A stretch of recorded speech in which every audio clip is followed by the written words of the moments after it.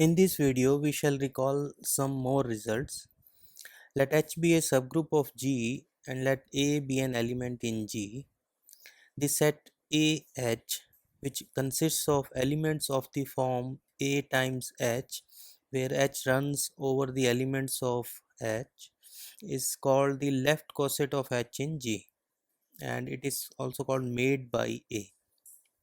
Similarly, the set HA, which consists of the elements of the type H times A, is called the right coset of H in G, made by A.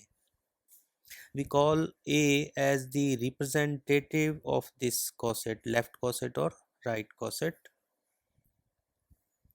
And we also notice that we can write A as A times 1, and because 1 is an element of H, so this A belongs to this left coset AH, and similarly A also belongs to the right coset HA. So the representative of the coset always belongs to the coset. As an example, let us take this group G, which is equal to Z9. It consists of 9 elements from 0 to 8 under modulo 9, and let this H, which consists of 3 elements 0, 3, 6, be a subgroup of G.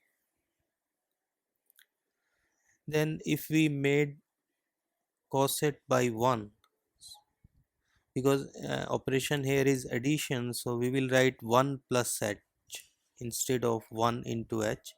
So 1 plus H will be 1 plus 0, then 1 plus 3, then 1 plus 6. We will add elements of H 1 by 1 with 1. 1 plus 0 is 1, 1 plus 3 is 4, and 1 plus 6 is 7. And so 1 plus H coset is 1, 4 and 7. Similarly, you can check that 4 plus H is also equal to 1, 4 and 7, and it is also equal to 7 plus H. As another example, consider dihedral group of order 8 D4 and its subgroup K, which consists of two rotations, rotation by 0 degree and rotation by 180 degree. Then if we make this coset R90 times K, so this is equal to R90 R0 and then R90 R180. So this is equal to R90 times R0 is R90 and R90 times R180 is rotation by 270 degree. So this is the coset R90 times K. Similarly, you can check that Vk is equal to V and H. D1k is D1 and D2, and this is also equal to D2k. These are some important properties of cosets. Representative of a coset always belongs to the coset, and AH is H if and only if A belongs to H. Two cosets are either identically equal, or their intersection is empty. So two cosets are either equal or disjoint. Two cosets AH and BH are equal if and only if A inverse B is in H, and order of two cosets is always same.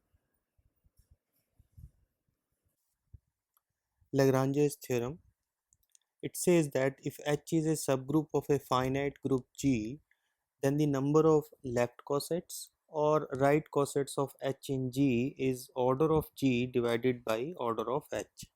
For example, if order of G is 10 and order of H is 5, then it will make 10 by 5 two cosets only, left or right. Three important consequences of Lagrange's theorem are these. First is that order of a subgroup always divides the order of the group. Second is that if A is any element of G, then the order of A will also divide the order of G. And third one is that A to the power order of G is 1. So order of G always kills the element A. A subgroup H of G is called a normal subgroup of G if left coset made by H and right coset made by H by the element A are same. And if H is a normal subgroup of G, then we write it as this way and read it as H is normal in G. And important criterion to check whether H is a normal subgroup of G is this, that X inverse should be in H, and it should be for all X in G and for all H in H. Every subgroup of an abelian group is normal because in an abelian group elements commute, so there will not be any difference between AH and HA. So these two will be equal. So every subgroup of an abelian group is normal. Center of a group is always normal in the group. This is the same reason because Zg will commute with all the elements. So AZg will be same as Zg times A. So Zg commutes with A. As another example, the special linear group SL2R of 2 by 2 invertible matrices with determinant 1 is a normal subgroup of GL2R, 2 by 2 matrices, invertible matrices of order 2 over R. This we can prove this way. So let us take A in GL2R and B from SL2R. So our aim is to show that A inverse is again in SL2R, and for this we have to show that the determinant of this matrix A inverse is again 1. So let us check that. So determinant of A inverse is equal to determinant of A, determinant of B into determinant of A inverse. These are three numbers, so they can commute with each other. So we can write this expression in this way: determinant A inverse and determinant B. But we know that determinant of A and determinant of A inverse, product of these two is 1. So this is equal to determinant of B, but B is coming from SL2R, so its determinant is 1. So determinant of A inverse is 1. So that means A inverse belongs to SL2R. So by this criterion, SL2R is a normal subgroup of GL2R. Let H be a normal subgroup of G and let G by H denote the set of all left cosets of H in G. For two left cosets XH and YH, we define their product as XH into YH to be equal to XYH. Under this operation, G by H becomes a group and is called the quotient group or factor group of G modulo H or G by H. As an example, let us consider this group G, which is Z by 4Z. So it is the set of all cosets of 4z in z. So 4z makes 4 cosets, 0 plus 4z, 1 plus 4z, 2 plus 4z, and 3 plus 4z. These are the only cosets made by 4z in z. This is the operation table for z by 4z. Remember that z is an abelian group, so 4z will be a normal subgroup of z, and so we can make this quotient group z by 4z. Now let us consider the third row of this operation table. In the third row, this element 2 plus 4z is a sum of these two elements 2 plus 4z and 0 plus 4z, and because 2 plus 4z plus 0 plus 4z is equal to 2 plus 0 plus 4z, so this is equal to 2 plus 4z. So this is how we obtain this entry. Similarly, 3 plus 4z is a sum of these two elements 2 plus 4z and 1 plus 4z. Third entry 0 plus 4z is a sum of 2 plus 4z and 2 plus 4z. 2 plus 2 is 4, but 4 plus 4z is the same as 0 plus 4z. And similarly, this last entry 1 plus 4z is a sum of these two 2 plus 4z and 3 plus 4z.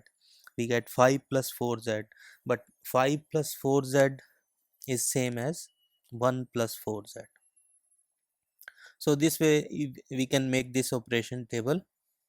And if we compare the operation table of z modulo 4z with the operation table of integers modulo 4, then we can see that these two tables are same. The only difference is that 0 plus 4z here is denoted as 0 here, 1 plus 4z is denoted as 1, 2 plus 4z is denoted as 2, and 3 plus 4z is denoted as 3. So we can say that z modulo 4z is isomorphic to z4. A map phi from a group G to another group G bar is called a homomorphism if phi preserves the group operation. That means phi of xy is same as phi of x times phi of y.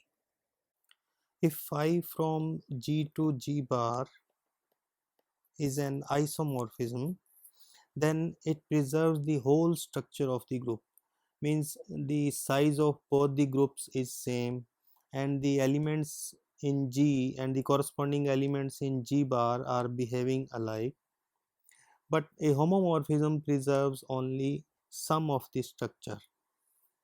Let us understand this with the following example.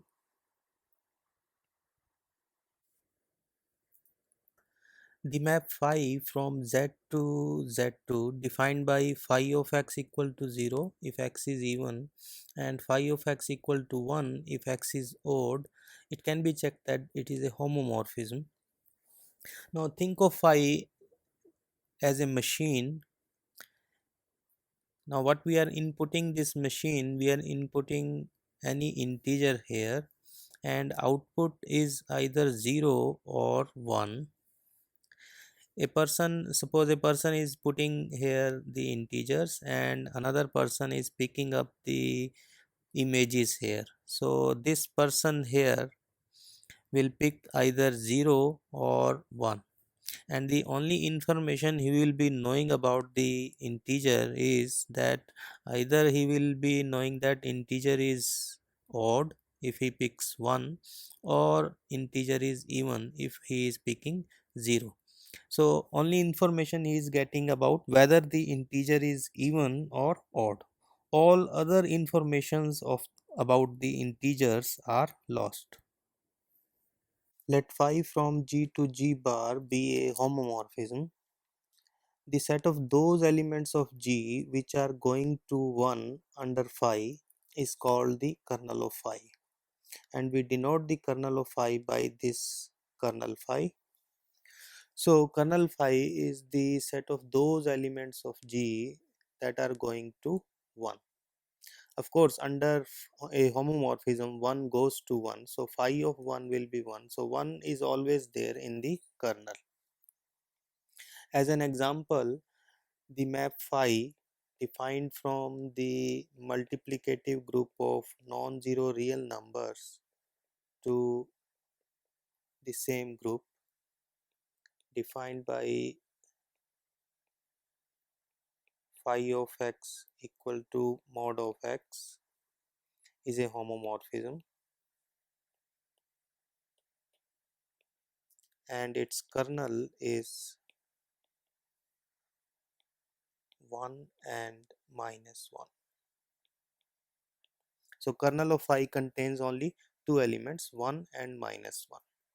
Notice that under this homomorphism phi, the information of sign is lost.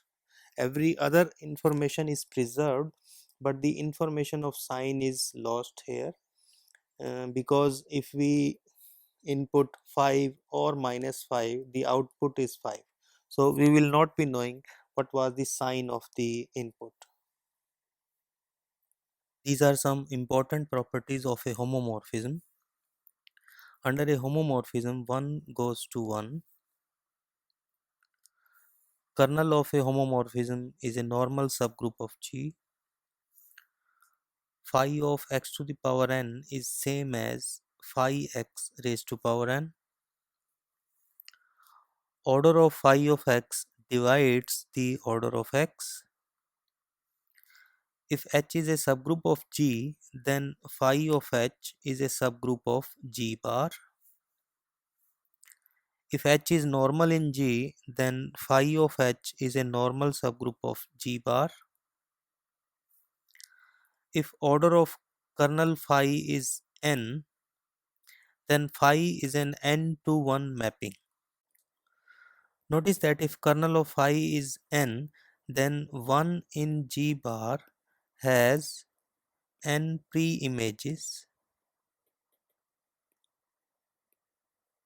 in G, but this information says that every element in G bar has n pre-images in G. So phi is an n to 1 mapping. N elements go to a single element in G bar. The last one is that order of phi of H divides the order of H, where H is a subgroup of G.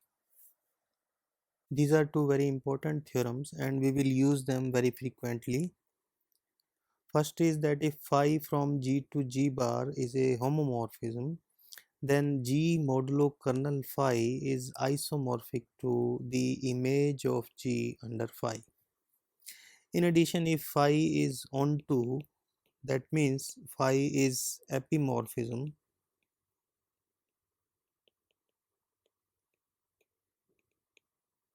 then phi of G will be equal to G bar. So G modulo kernel phi will be isomorphic to G bar. But this is only when phi is onto also. Another last result is that if n is a normal subgroup of G, then we can make this quotient group G modulo n. If we define this map phi from G to G by n, defined in this way, that phi of G is the left coset made by G, Gn, then this phi becomes a homomorphism and its kernel phi is exactly equal to n. We know that kernel of phi, any homomorphism phi, is always a normal subgroup of G. Now this theorem is just a converse of this result, that if we have any normal subgroup, then we can make this normal subgroup a kernel of some homomorphism.